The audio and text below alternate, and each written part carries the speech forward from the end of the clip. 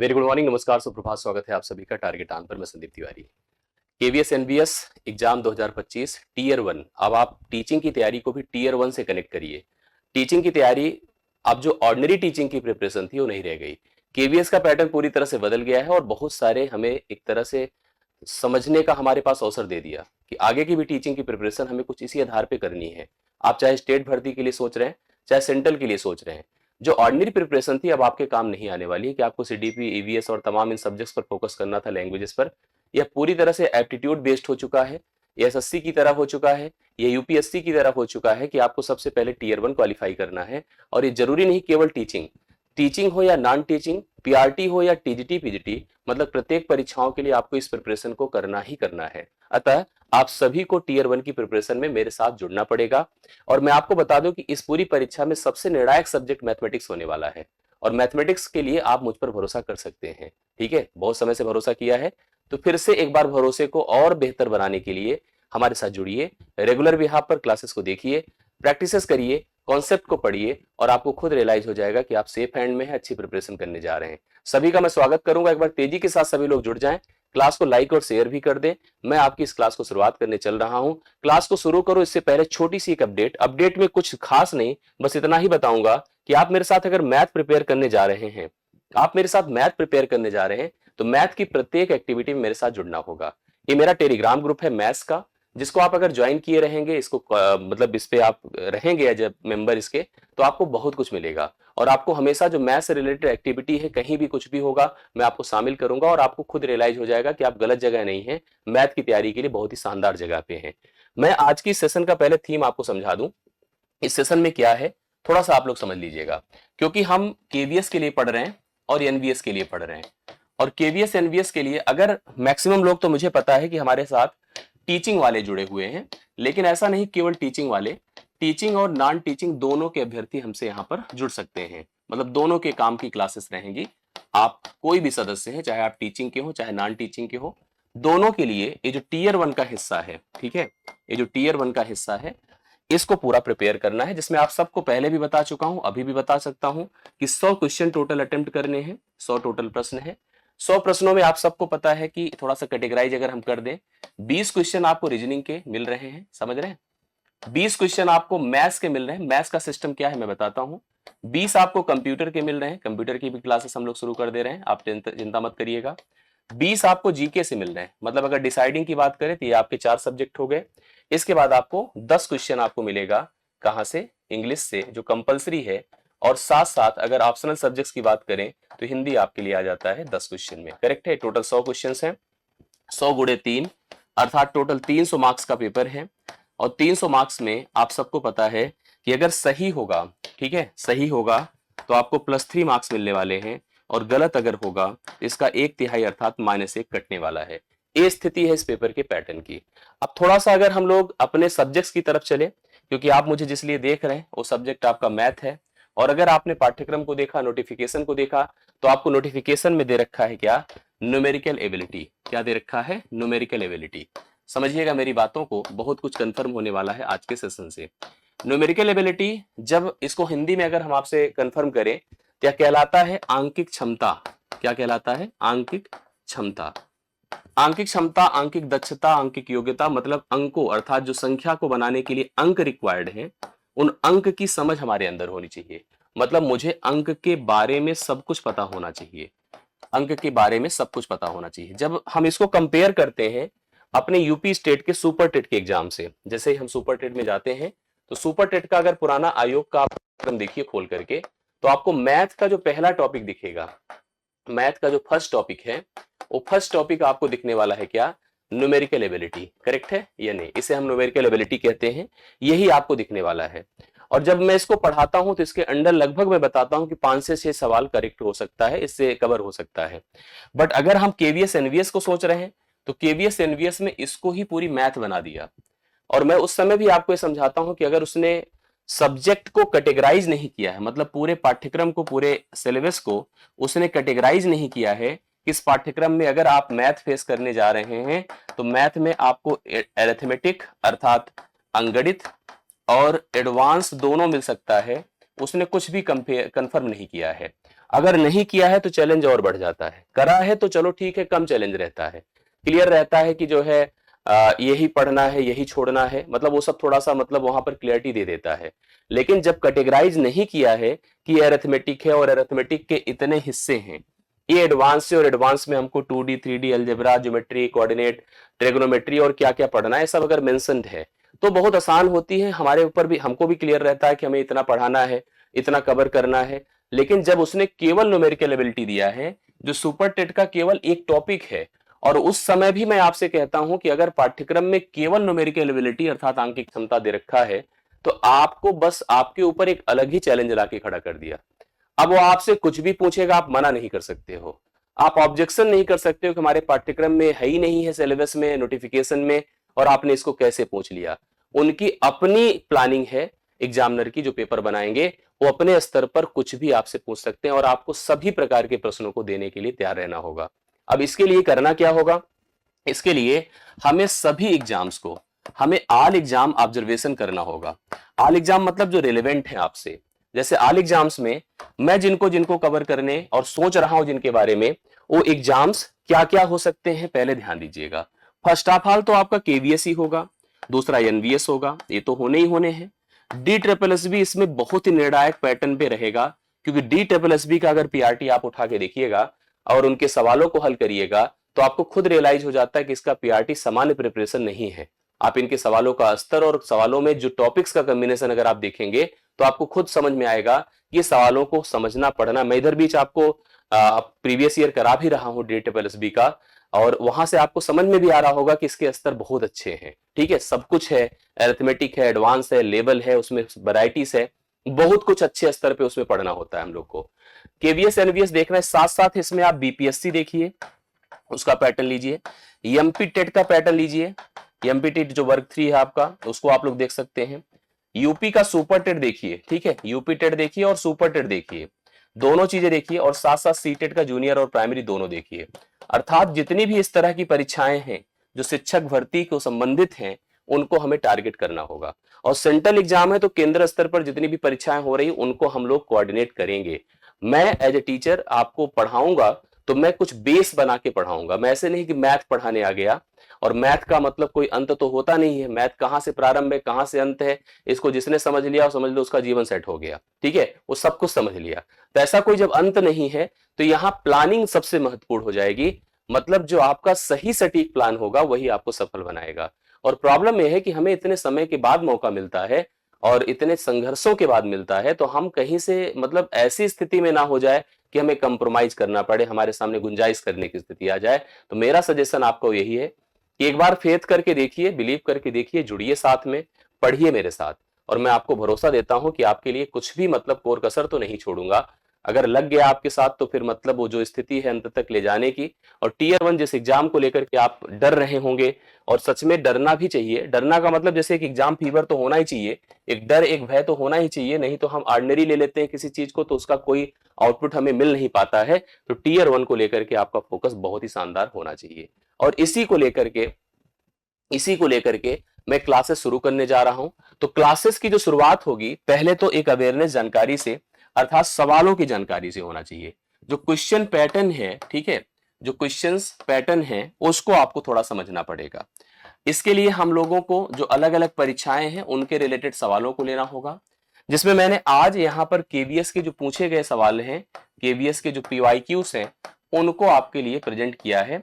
इससे हमें दो चीजें समझ में आएगी, एक तो हमें क्लियर होगा कि कौन कौन सा टॉपिक हमको फेस करने को मिलेगा, और उन प्रत्येक सवालों का लेवल क्या होगा, ये दोनों हमें देखने को मिलेगा। इसलिए आज मेरे साथ आप क्वेश्चंस पर चल रहे हैं, और मैं कोशिश करके सभी प्रकार के क्वेश्चंस को जो केवीएस में, जो एनबीएस में, जो डीट्रिपलएसबी में पूछे गए हैं, उन सभी को मैं सबसे पहले आपके सामने दिखाऊंगा, आपको बताऊंगा कि ये देखिए फला फला क्वेश्चंस इस टॉपिक से संबंधित है, इसका यह स्तर है जो आपको इस परीक्षा तक ले जा सकता है। आप उनको देखिए, पढ़िए, और उनको साथ में अपनी तैयारी में अपने शामिल करिए।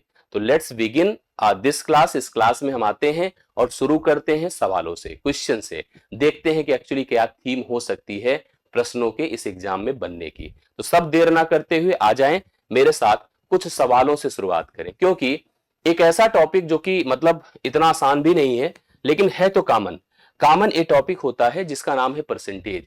अब यह सवाल आपको परसेंटेज से अगर मिल गया तो आपको अगर अपनी परीक्षा की प्लानिंग करनी है तो परसेंटेज एंड इट्स एप्लीकेशन के साथ करिए। एंड इट्स एप्लीकेशन अर्थात आपको परीक्षा में प्रतिशत और उसके अनुप्रयोग पर चल रहा है।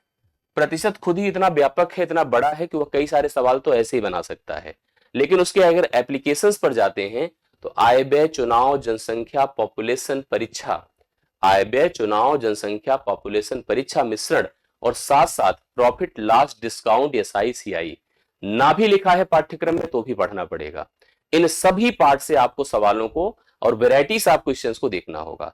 ये तो ऑर्डिनरी सवाल है, नॉर्मल सवाल है, कर सकता हूं, समझा सकता हूं, आपको बस ध्यान से सुनना है कि इसमें कैसे।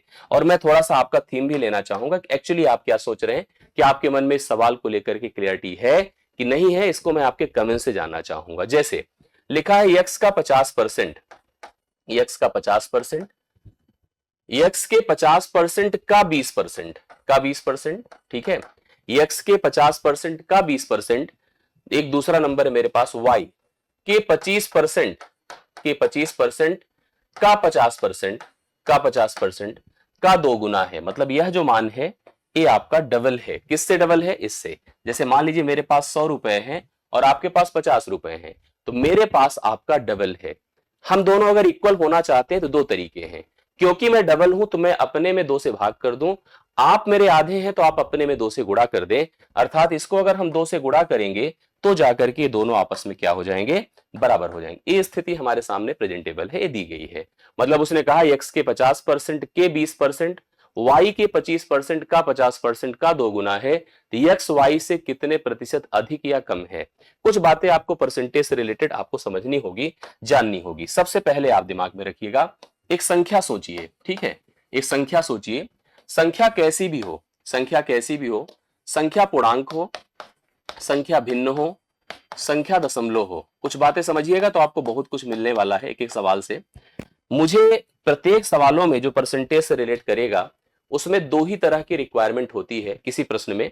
या तो हमें संख्या जो हमारे सवाल का पार्ट रहता है उसको फेस करके, उसको पढ़ करके, उसको रिलेट करके उत्तर हमें परसेंटेज में देना होता है, या हमें कोई प्रतिशत के मान को संख्या में बनाना पड़ता है। तो संख्या को मुझे प्रतिशत में बनाना है या प्रतिशत को संख्या में बनाना है, यही 2 काम होता है। तो ऐसी स्थिति में अगर कभी भी आपको संख्या को प्रतिशत में बनाना है तो 100 से क्या कर दीजिए? गुणा। 100 से गुणा करिए। और प्रतिशत से संख्या में जाना है तो आपको करना है 100 से भाग। 100 से भाग करेक्ट है। जैसे अगर मान लीजिए मेरे पास एक संख्या है 2/5, ठीक। मैंने कहा इसको भाई परसेंट में बनाओ, तो परसेंट में बनाने के लिए पहला काम 2/5 को हमको 100 से गुणा करना है। जैसे 100 से गुणा करेंगे 40% हो जाएगा। ऐसे अगर हमें इस परसेंट को संख्या में लाना है तो हमें 40 को 100 से भाग करना होगा। और जैसे ही 40 को आप 100 से भाग करेंगे, या 20 दूना 40, 20 पंचे 100 अर्थात 2/5 हो जाएगा। मतलब एक बात तो मैं समझ गया कि अगर किसी संख्या को प्रतिशत में लिखना है या संख्या में प्रतिशत लगाना है, ठीक है, संख्या में प्रतिशत लगाना है, ठीक है, प्रतिशत लगाना है तो क्या करना है बताइए? 100 से गुणा करना है। 100 से गुणा करना है। दूसरी तरफ 100 से क्या करना है? गुणा करना है। दूसरी तरफ अगर किसी प्रतिशत से संख्या को, किसी प्रतिशत से सिंबल को, मतलब प्रतिशत को हटाना है, ध्यान दीजिएगा, यदि प्रतिशत हटाना है, प्रतिशत हटाना है तो 100 से क्या करते हैं पता है? 100 से भाग करते हैं। यही 2 बातें अगर हमारे दिमाग में सेट हैं तो हमें कोई दिक्कत की स्थिति होने ही नहीं वाली, ठीक है। हमारी जरूरत के हिसाब से हमको सवाल मिलेंगे, हमें कुछ अलग अलग नंबर मिलेंगे, लाइक मुझे 1/2 मिलेगा, मुझे 2/5 मिलेगा, मुझे 3/4 मिलेगा, मुझे कभी 0.1 मिलेगा, कभी मुझे 1.5 मिलेगा। ये सब की सब जो हमने लिखा है, ये सब की सब भाई क्या है? ये सब की सब संख्या है। और मुझे इन प्रत्येक संख्या को किस में लाना है बताएं? प्रतिशत में लाना है। संख्या को प्रतिशत में लाना है, समझिएगा, संख्या को प्रतिशत में लाना है। हम क्या करेंगे बताएं? हम यहां पर इस संख्या को प्रतिशत में लाने के लिए 1/2 गुणे हम 100 करेंगे तो कितना हो जाएगा? 50%। इसी तरह से अगर 2/5 को हम ले जा रहे हैं, 2/5 गुणे हमने 100 कर दिया तो यह आपका अभी किया था 40% हो गया। भाई काट के देखिए। 3/4 को अगर हमने कन्वर्ट किया, 3/4 गुणे 100 कर दिया तो यह 4 से डिवाइड करिए 25, तो यहाँ 75% आ जाएगा। इसी प्रकार से अगर इसको आपने किया तो 0.1 है, गुणे 100 करिए तो ये आपका 10% हो जाएगा, क्योंकि एक के बाद 2 जीरो आएगा और दशमलव हमने एक स्थान पे लगा दिया। ऐसे 1.5 को अगर आपने 100 से गुणा किया तो 1500 होगा, दशमलव एक स्थान पे लगेगा तो 150% आ जाएगा। 150 क्या आ जाएगा? परसेंट आ जाएगा। अब आपने देखा कि संख्या को प्रतिशत में कन्वर्ट किया। अब जरूरत पड़ने पर इस प्रतिशत को अगर मुझे संख्या में लिखना है, संख्या में लिखना है, तो इसके लिए क्या करना होगा? इस प्रतिशत मान को संख्या में लाने के लिए 100 से भाग करना होगा। 50 बटे कितना कर दें? 100, अर्थात यह 1/2 हो गया। 40 बटे कितना कर दें बताएं? 40 बटे 100 कर दें। 20 दूना 40, 20 पंचे 100। इसी प्रकार से 75 बटे 100 कर दें। 75 बटे 100 कर दिया, 25 दिया 75, 25 चौके 100, 3/4। ऐसे अगर 10 बटे 100 कर दीजिए। 10 बटे 100 को हम 0.1 भी लिख सकते हैं और काट दिया तो आपके सामने ही स्थिति है। ऐसे अगर 150 को हमने यहाँ पर संख्या में बनाया, परसेंट में बनाया, परसेंट को संख्या में बनाया तो 1.5 हो गया। इस बात को आपको दिमाग में रखना है। करेक्ट है? यस, बिल्कुल, परेशान मत होइए। हाँ, चलिए समझिए चीजों को। अब जैसे मान लीजिए मैं कुछ और बातें आपको बताना चाहता हूं, तो ध्यान सुनिएगा। जैसे अगर मैंने कहा कि ए के पास 50 रुपए है, बी के पास अगर मान लीजिए 100 रुपए है, ठीक है, ए और बी के धन है, आप इसको क्या कह सकते हैं? जैसे मैं आपसे अगर पूछूं, मैं आपसे जो पूछ रहा हूं उसको बताइएगा। मैंने लिखा ए बी का कितना प्रतिशत है? थोड़ा कमेंट करिए सभी लोग, ए बी का कितना प्रतिशत है? चलिए, ए के पास 50 रुपए है, बी के पास 100 रुपए है। मैं आपसे जानना चाहता हूं ए बी का कितना प्रतिशत है। कौन कौन कंफर्म कर सकता है, प्लीज बताएं। सबसे पहले आपको ये सोचना है कि मुझे परसेंट बनाना किसको है, तो पता चला ए को बनाना है। और किसका बनाना है? पता चला बी का बनाना है। ए को परसेंट में बनाना है और बी का बनाना है, तो जिसको परसेंट बनाना होता है उसको 100 से गुणा करते हैं। तो ए का मान कितना है बताएं? जिसको परसेंट बनाना है, अब कहीं लिख लेना आप लोग कॉपी में, ए को परसेंट बनाना है और बी का बनाना है, तो जिसको परसेंट बनाना है उसको 100 से गुणा करिए। तो 50 गुणे हमने कितना कर दिया? 100, ठीक है।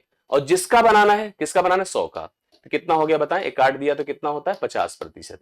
जिसका उत्तर हो गया कि ए बी का 50% है। आप लोग भी प्लीज कमेंट करते चलिएगा, आप कंफर्म करते चलिएगा, यस प्लीज सभी लोग। दूसरा देखिए हमारे सामने क्या है, दूसरा क्या है, ध्यान से देखिएगा। हमने लिखा बी ए का कितना प्रतिशत है? बी ए का कितना प्रतिशत है? एक दूसरा सवाल आया, ए बी का तो अगर परसेंट के हिसाब से देखा गया तो 50% हुआ। अब मैंने कहा बी ए का कितना परसेंट है, इसकी तरफ चलते हैं। तो मैंने यही आपको समझाया कि जिसको परसेंट बनाना है, जैसे बी को बनाना है और किसका बनाना है? ए का बनाना है, तो जिसको परसेंट बनाना है उसी को 100 से गुणा किया जाएगा। तो बी का मान 100 है, गुणे 100 कर दें, बटा किसका बनाना है? ए का, तो ए कितना है? 50, तो 50 से भाग कर दिया इसको, 50 दूना 100, ये आ जाएगा 200%। करेक्ट है? इस सब बातें सोचिए, ये सब बातें कनेक्ट करेगी। जैसे अगर मान लीजिए मैंने आपको लिख करके दिया, क्या मैंने लिख दिया 2a is equal to 5b, 2a is equal to 5b, ये आपके सामने है और मैं आपसे कह रहा हूं कुछ बातें, उसको आप नोट करिए। मैंने कहा ए बी का कितना प्रतिशत है? ए बी का कितना प्रतिशत है? चलिए आप प्लीज जो कर सकते हैं कमेंट करके बताएं, ए बी का कितना प्रतिशत है। थोड़ा सा तेजी के साथ अगर लगे हमारे साथ तो जल्दी जल्दी हमें बताते चले, कंफर्म करते चले।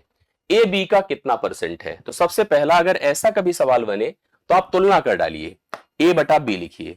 ए बटा बी लिखा तो कितना होगा? 5/2 होगा, अर्थात ए का मान 5 है, बी का मान कितना है बताएं? 2 है। इस स्थिति में अगर आप तुलना करेंगे, ए के मान को 5 प्रेजेंट किया जाएगा और बी के मान को 2 प्रेजेंट किया जाएगा। सब लोग ध्यान से देखिए और कमेंट करिए। और कोई रिकॉर्डेड क्लास नहीं, हम लाइव हैं, आपको लाइव पढ़ा रहे भाई, और लाइव ही चलेगी क्लासेस, ठीक है। आइए सब लोग ध्यान से मेरी बात को सुनिएगा। ए बी का कितना परसेंट है? मैंने कहा जिसको परसेंट बनाना है, जिसको परसेंट, उसको बुलाइए। वो कौन है? ए है, ए का मान 5 है, जिसको परसेंट बनाना उसको 100 से गुणा करिए। आप लोग कमेंट करके तो बताइए कितना हो रहा है।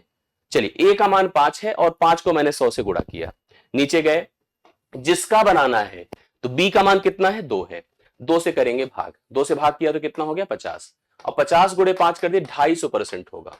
ए बी का 250% है, ए इसका उत्तर है, ध्यान दीजिएगा, ए इसका उत्तर है। ए बी का 250% है, गलत मत करिए, सोच विचार करके सही उत्तर दीजिए। और ऐसी छोटी छोटी चीजें अगर हमारी तैयार रहेंगी ना, यही छोटी छोटी चीजें हमारी सबसे बड़े हथियार बन जाएंगी कल की डेट में। जब हम परीक्षा में या हम ऐसे सवालों को फेस करेंगे तो यही छोटी छोटी चीजें हमें बड़े सवालों को सॉल्व करने में हेल्प करेंगी, बिल्कुल हेल्प करेंगी। यस, समझ रहे हैं? यस, कंफर्म हो गया? यस। अब यहां पर दूसरी तरफ हम चलते हैं, लिखा है बी ए का कितना प्रतिशत है। सभी लोग इसको ध्यान से देखिएगा, बी ए का कितना प्रतिशत है। दूसरा मैंने यहीं पर पूछ लिया, मतलब इसी समय एक दूसरा सवाल मैंने आपको दे दिया, उस पर आप सबका ध्यान जाना चाहिए। क्या अब कह रहा है बी ए का कितना परसेंट है, तो हम बी के पास जाएं। बी कितना है भाई? 2 है।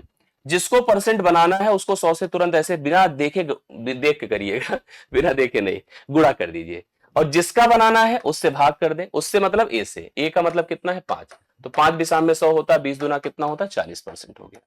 ये हो गया। अगर ए बी का 250% था तो बी ए का 40%, केवल 40% बनकर आ रहा है। अब यहीं पर देखो और सवाल आपके सामने आएगा, वो भी समझिएगा, जो हम लोगों को आगे फेस करना है। अगर परसेंटेज पढ़ना है तो जैसे परसेंटेज को बहुत अलग अलग तरीके से व्यापक पढ़ाया जा सकता है, बट परसेंटेज को जैसे मैं पढ़ाऊं उसको आप ध्यान दीजिए, मुझ पर भरोसा करिए। हम आपको परसेंटेज को उसी तरह से देंगे जैसा हमारे इस परीक्षा की रिक्वायरमेंट है। अब मैं 2 सवाल और दे रहा हूं, ध्यान से देखिएगा। मैंने कहा ए बी से कितने प्रतिशत अधिक है, कितने प्रतिशत अधिक है। बहुत ध्यान से मेरी बात को सुनिएगा, अधिक है। ये सवाल मैंने आपसे पूछा, अगर आप में से कोई योग्य हैं और समझ रहे हैं, चीजों को जानते हैं, ऑलरेडी पढ़ा है, तो आप मुझे उत्तर दें। मैं आपका इंतजार कर रहा हूं। सब लोग कमेंट करिए, मुझे बताइए, लिखा है ए बी से कितने प्रतिशत अधिक है। प्लीज कमेंट करो, सभी लोग जल्दी जल्दी कमेंट करें। आइए, यहां पर मैंने लिखा ए, यहां पर मैंने लिखा बी। ए का मान कितना है? 5, और बी का मान कितना है? 2। मैंने देखा ए बी से, मैंने पूछा ए बी से कितने प्रतिशत अधिक है, तो पहले बताइए कितना ज्यादा है ए बी से, तो पता चला 3 ज्यादा है। 3 ज्यादा है, ए बी से कितना ज्यादा है? 3 ज्यादा है। इसी को परसेंट बनाना है, जो ज्यादा है उसी को परसेंट बनाना है। जिसको परसेंट बनाना होता है उसको 100 से गुणा करते हैं, कर दिया? यस। जिसका बनाना है, किसका बनाना बताओ? बी से, तो बी को नीचे कर दो, 2 से काटिए 50, 50 3 150, 150% ज्यादा है। ए बी से 150% ज्यादा है। ए बी से क्या है? 150% ज्यादा है। यहीं पर अगर मैं आपसे कहता, यहीं पर मैं आपसे कहता कि बी ए से कितना प्रतिशत कम है, कितना प्रतिशत कम है। ये सवाल देखिए आपके सामने आया, ठीक है। मैं परसेंटेज को एकदम प्रॉपर शुरू करूंगा आपके लिए, जहां से शुरुआत होती है एकदम बेसिक से, निश्चिंत रहिएगा। मैं इसको आज की क्लास का एक थीम ही बना देता हूं कि हमारी अगली क्लास जो शुरू होगी, यहां पर जो हम लोग इसको स्टार्ट करेंगे, प्रतिशत से एकदम स्टार्ट शुरू करेंगे, बेसिक से शुरू करेंगे, और वहीं से आप लोग पढ़ना भी शुरू कर दीजिएगा। मैंने कहा बी ए से कितना प्रतिशत कम है। ए है और ए बी है, करेक्ट है। ए है और क्या है? बी है। चलो देखो क्या स्थिति है, कैसे लिखा जाएगा। यहां पर ए का मान 5 है, बी का मान 2 है। कितना कम है भाई? 3 कम है। जो कम है उसी को परसेंट बनाना है, 3 गुणे 100 कर दीजिए। बट किसका बनाना है? ए का। ए का मान 5, 5 से भाग करें 20, 20 यहाँ कितना हो जाएगा? 60% कम है। इस प्रकार से हमको सवाल मिले, और इसी पन्ने पर आपने 4 सवाल देखे, 1 2 3 4, 4 सवाल देखे, और आशा करता हूं सब आपको समझ में आया होगा, आपने क्लियर किया होगा। इसको आप उतार सकते हैं, कॉपी में लिख सकते हैं। आशा करता हूं सबको समझ में आ रहा होगा। थोड़ा सा आप लोग उस सवाल पर चलिए जहां से मैंने शुरू किया था, जहां से मैंने आज शुरू किया था उसकी तरफ चलते हैं।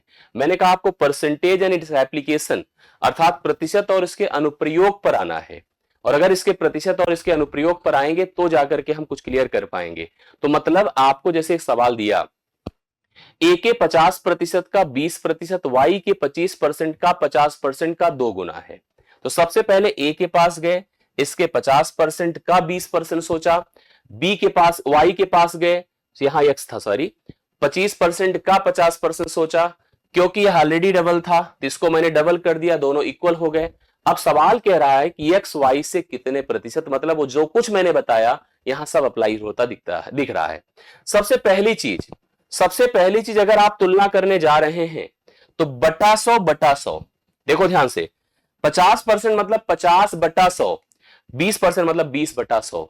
इधर गए 25/100, 50/100। मैं कह रहा हूं मैं कुछ नहीं करूंगा, मैं जैसे कर रहा हूं वैसे मेरी बात को फॉलो करिए। इसको इससे गायब कर दीजिए, गायब कर दिया, कोई मतलब नहीं। परसेंट लगा था, परसेंट लगा था। 5 चौके 20 होता है, 5 पचा 25 होता है। यस लिख दिया? हाँ बिल्कुल लिख दिया। उसके अलावा 2 से मैंने गुणा कर रखा, 2 1 के 2, 2 दूना 4, कुल मिला के 2x is equal to 5y हो गया। 2x इज इक्वल टू क्या हो जाएगा, 5y हो जाएगा। यहां से अगर मैं आपसे कहूं कि भैया तुम x और y की तुलना कर दो, तो आप कहोगे सर कि देखिए 5/2 हो जाएगा, अर्थात x का मान यदि 5 है, x का मान यदि 5 है तो y का मान कोई बताए, तो कहोगे सर कि y का मान 2 है। x का मान 5 है तो y का मान 2 है। अब सवाल कहता है कि x y से कितने प्रतिशत अधिक या कम है, तो बताइए ज्यादा है कि कम है, तो कहोगे नहीं सर ये तो ज्यादा है। कितना ज्यादा है, 3 ज्यादा है। कितना ज्यादा है, 3 ज्यादा है।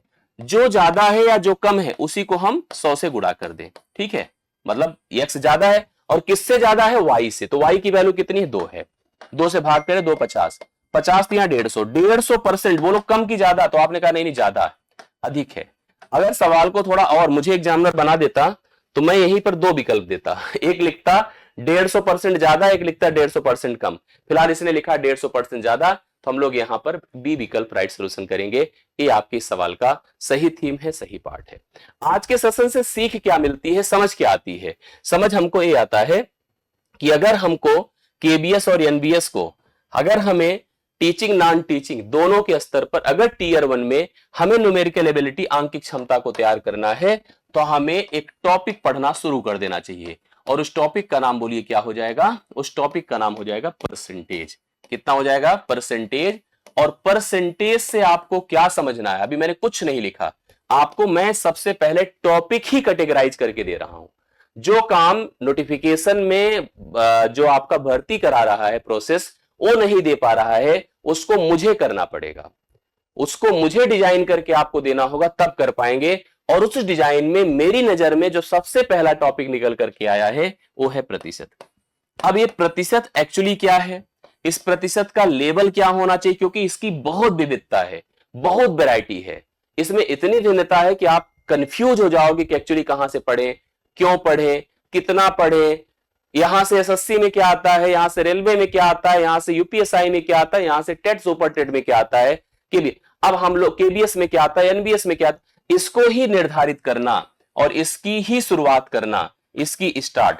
अगर आप सब लोग सहमत हैं तो मैं यहां से इस टॉपिक की शुरुआत करता हूं, इसी टॉपिक से आपकी क्लास को पढ़ाना शुरू करता हूं। बोली तैयार है मेरे साथ?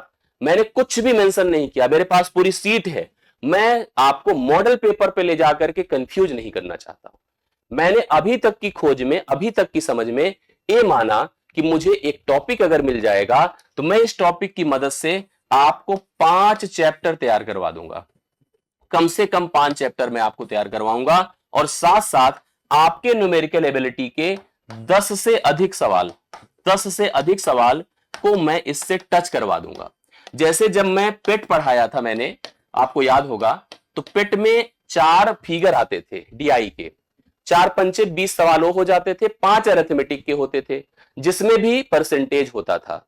जब मैंने पढ़ाया था तो मैंने कहा देखो अरिथमेटिक वाले में एक सवाल तो आएगा ही आएगा, जो डीआई वाला हिस्सा है प्रत्येक डीआई बिना परसेंटेज के बनी नहीं सकती है।